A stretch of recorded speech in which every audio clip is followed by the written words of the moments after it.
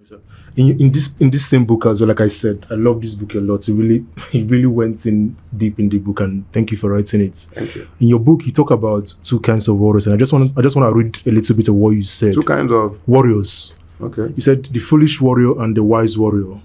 The foolish warrior is the one that would fight and die in the wars of the oppressors, and the wise warrior is he who would fight for the better of the Nigerian nation. The ones that would embrace the non-violent paths to the better of the Nigerian nation, that would speak to bridge the divides, that would act to heal the wounds, that would demand for others everything they have desired for themselves.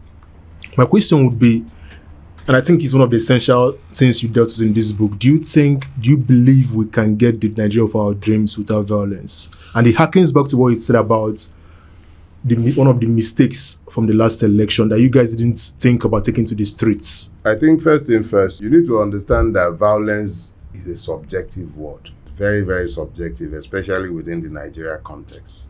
If I went out to demonstrate peacefully, let me use the Lekki toll gate.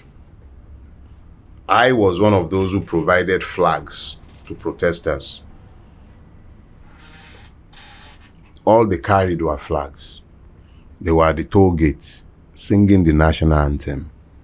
And then the Nigerian army came and shot and killed and maimed and then denied, prevaricate.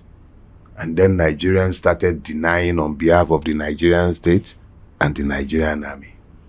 Question is this: who was violent?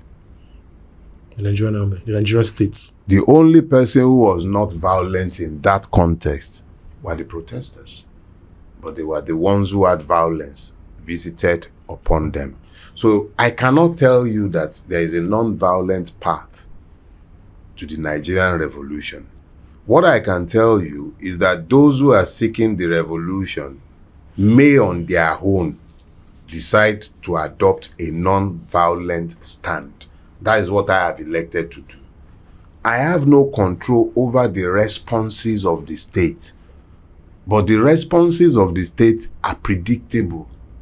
The Nigerian state is reflexively violent. It cannot find any other response to demands for citizenship other than violence. It is the only way it can respond. So knowing that that is the only way the state can respond or will respond, it then falls on the revolutionary to be sure that in planning his own actions, he figures the readiness of the state to embrace violence into his calculation. That is why if I'm planning any sort of protest, I'll be looking at alternatives to coming to the street. And if I'm coming to the street, I'll be looking at steps to ensure that I minimize the possibility of the Nigerian state having sitting ducks to shoot at. So, talking about violence or non-violent, we must always bear in mind that we can only speak to our own actions.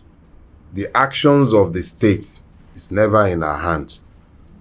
But in disavowing violence, we delegitimize the capacity of the state to deploy it. It doesn't mean the state will not, but you delegitimize the deployment.